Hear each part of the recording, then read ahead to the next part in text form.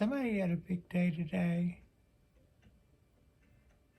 Sleepyhead and Patricia O'Connor here. And we got ourselves late afternoon. Our lights are cooling down. We're back at the house. And we're just kind of settling in for the evening. Give that a little rotate. You see that little pot there? It's a little Shohin pot. It's not typically what you might think of when you would think of a tree. I mean, think of a pot for a pine tree, but I sure did like this little pot. I have Matt at Bobcat Bonsai to thank for this. I went to 99-cent Bonsai, which is a, dare I say, a book of faces page for bonsai enthusiasts. And I bought this little pot, this little glazed pot. I really like the colors in it. It's black and gray, kind of black and white or black and gray. And it's just got that little dabbed on pattern. It's got cloud feet. It has a kiln nick as well as the potter's nick, I believe. And then it's got one little simple hole in the center and some drainage holes. I don't think that's going to be a bad pot for what I intend to do with it, although I intend to put a pine in it. And normally that would normally get a little glazed pot, but this is a good size. And what I'm going to repot in this, what I'm going to put in that, I'm about to adjust camera right quick. What I'm going to put in that little nice looking little pot is the tree in the background. See if we can make that guy focused in for us. That's a Literati. That's a Literati, and the pot's a little big. I just threw it in that because I felt like it had a shape to it that I would probably stick with. And when it came time to pot this guy up from its cube, I just grabbed something. The other trees that were alongside of it got halves of milk cartons, but I threw that in there, mostly for my own amusement. Then, having acquired a pot, when I saw this, I thought, you know what would look good? I was looking for a pot for this that would have been unglazed, round, and I saw several that were a style I liked, but they were all Shohin pots, but they were still too big. Like this pot is way too big. If I just dump this substrate out, which is what we're going to do in a little while, this is also going to be a two-parter. If I just dump this substrate out, we'll see that in the last month that it's been there, the roots will have gone out some, and we intend to take all of those and just put them right back in this little pot and wire it down. So part one will be me doing a professional job, or in lieu of a professional, I will try to do professional work to, here's our roll of screen. We're going to prep this pot in part one, and then in part two, I suppose, we'll pot it up proper. So right now, what I'm doing slightly off camera is I just cut us a square, and now I can get all of that stuff back out of my way. And let's see, for this guy, what I intend to do on this one, no, we're going to be okay. I started to say I might put the screen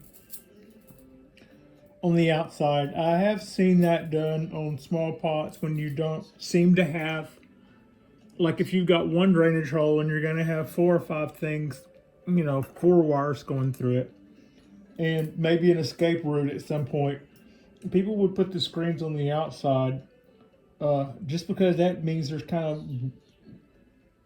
feel like that means there's less stuff going through that tiny little hole. I don't exactly know how that works, having said that. But yeah, I have heard people say they were going to do that for that reason. I'm going to run a post across that hole when we get that far along, which we are now. So yeah, we'll do this, and then we'll do that. And then we'll do that and that. Okay. This is something I'm going to, I'll drape that across the hole and run those 2 long wires through.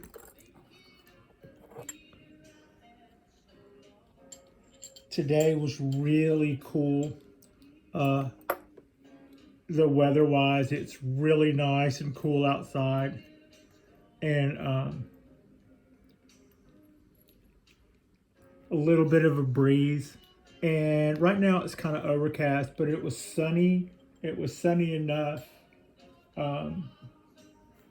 today. It was just a really nice spring day. And Frida and I went and did a lap around Lake Merritt. And it so reminded me of a bunch of years ago when I first came to Oakland. I had been in the Bay Area before, but as a tourist. I had hitchhiked out here as a kid growing up in the 70s, and not in the Bay Area. I went to San Diego. Thought that was fantastic, but that was back when free-spirited types could get away with something like that.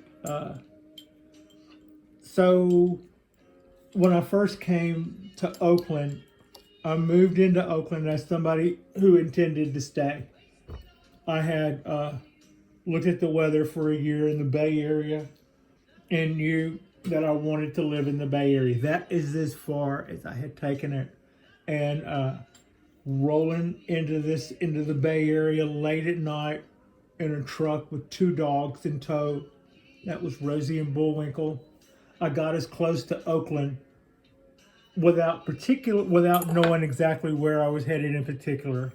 And I saw a sign that said Broadway. And I thought, well, Oakland has a street named Broadway. Let's just fall off and see what that is. And as I rolled down Broadway, I looked at those 2 little dogs and I thought to myself, and I said to them, if this, having been the first thing we saw, right? If this is the worst we could do, we're doing pretty good. And Oakland was not the worst we could do by a long shot. I love Oakland, California. Though technically I live next door in Alameda. Oakland definitely has the vibe. Some pretty cool people. Easy Pat, some pretty cool people are from Oakland. Okay. Are we ready? We are ready. I think that's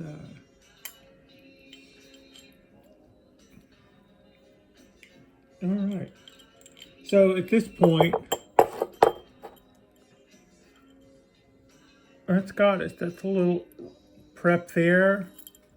I've covered the other 2 holes, those other 2 small holes, so I'm not going to run wires through those to do anything. And I've got a good base wire wrapped around that main one that I did that. So that is going to be it for our first installment. Chapter 1 will be prepping this little tokonami Japanese bonsai pot for this Literati pine tree.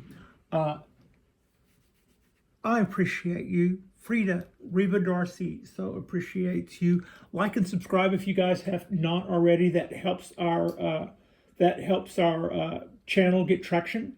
And thank you so much for watching.